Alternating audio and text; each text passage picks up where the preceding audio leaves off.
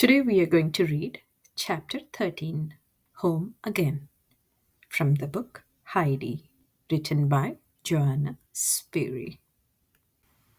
Mr. Seaman was true to his word, and the very next morning he made arrangements for Heidi's departure.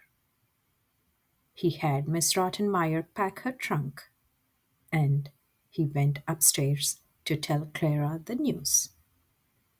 Clara was very distressed by the news, and she tried to make her father change his mind. But she soon saw that he really was right. He promised Clara that he would take her to visit Heidi the following year. This made Clara feel a little better. Then she asked if she could put some nice things in Heidi's trunk. Mr. Seaman agreed and left Clara to be alone with her plans for gifts for Heidi and her friends at home. When Heidi found out about the journey, she became so excited she could hardly eat a thing. She was not sure whether she was really awake or just dreaming. But when Sebastian brought down her trunk, she knew everything was real. Clara packed some warm blankets, dresses, hankies, and sewing things for Heidi. Then she showed her the special surprise.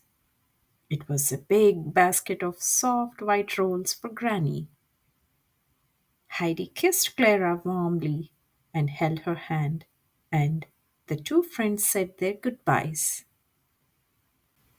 Since the trip back to Dorfli was a long one, Sebastian offered to go with Heidi. They took a train from the city and didn't arrive in Dorfli until the next day. Heidi held the basket with the rolls on her lap the whole time.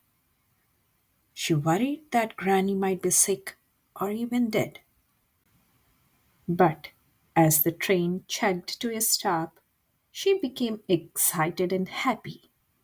When they reached the station, Sebastian asked an old man driving a carriage which was the best way to get to Dorfli. The old man said he would take them there. Sebastian wasn't completely sure that the roads were safe in this country town, but Heidi knew that the roads were passable this time of year and offered to continue the journey on her own. Sebastian loaded her truck onto the carriage and handed her a fat packet and a letter for her grandfather. The packet is for you. It's a present from Mr. Seaman. The letter is for your grandfather. It will explain everything, said Sebastian as he bent down to kiss Heidi goodbye. The man with the carriage was the baker from Darfley. He had known Heidi's parents and realized at once who she was. They chatted a little bit as the horse pulled them up the hill to the village. When they reached Darfley, the baker lifted Heidi down. She thanked him and told him that grandfather would pick up the trunk later. As soon as the carriage pulled away, Heidi rushed uphill as fast as she could go. She had to stop every now and then to catch her breath, for her basket was heavy and the mountain was very steep. But all she could think about was Granny. When she reached the hut, she raced up to the door but could hardly open it because she was trembling so much. But she managed it and threw into the little room quite out of breath and unable to say a word. Goodness me, someone said from a corner of the room. That was how Heidi used to come in.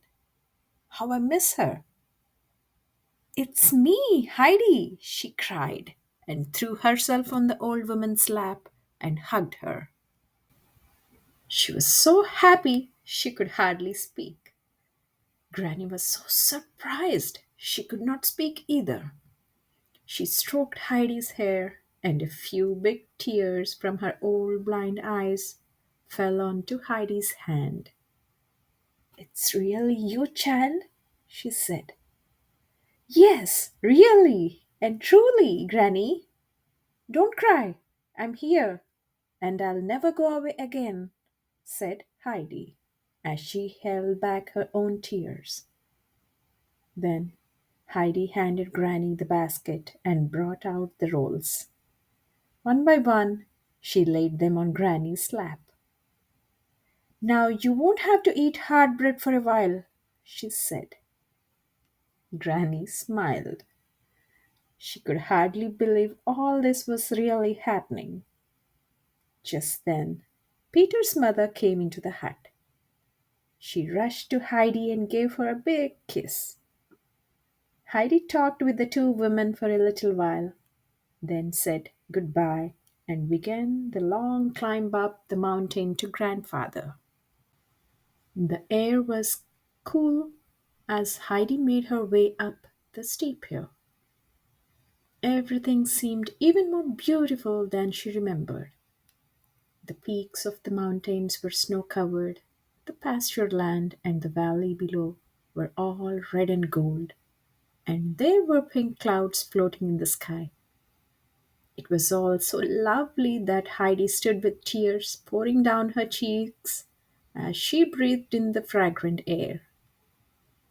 Soon she could see the tops of the fir trees, then the roof, then the whole hut, and then grandfather himself. He was sitting on the bench outside and smoking his pipe, just as he used to do.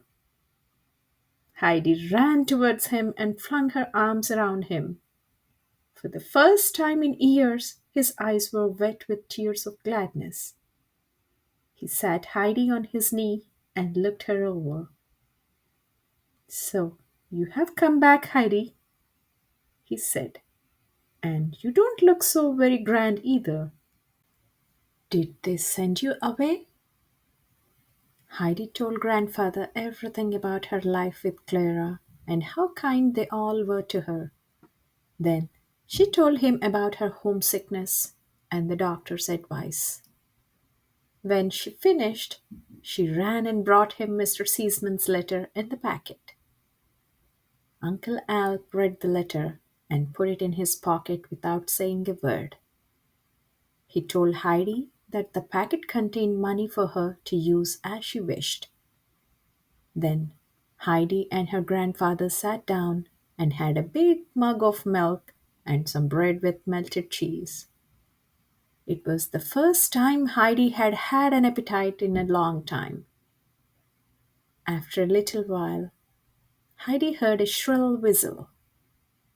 She ran out and saw Peter coming down the path surrounded by his lively goats. When he saw her, he stopped dead and stared in astonishment. As soon as he could get his voice back, Peter told Heidi how happy he was to see her again, and the two friends chatted for a while as they watched the sun go down. When she went inside again, Heidi found that her grandfather had made her a lovely sweet smelling bed and had covered it with clean linen sheets. When she lay down to sleep, it was as if she had never been away at all. The end. Hope you liked the story, and we'll be back with Chapter 14, An Important Day for Grandfather. Until then, take care.